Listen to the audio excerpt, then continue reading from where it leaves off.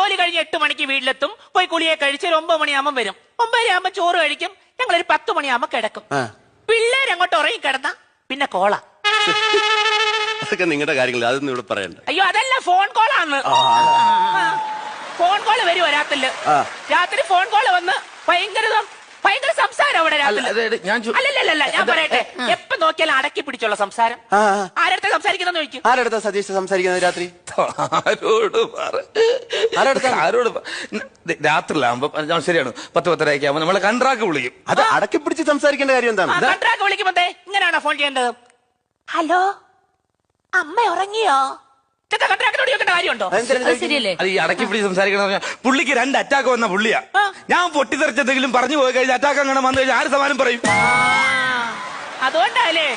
അതുകൊണ്ടാ സാറേ ഉറങ്ങാൻ നേരത്തെ കൺട്രാക്ടിന് 2 ഉമ്മയും കൊടുത്തിട്ടാ കിടക്കുന്നത്.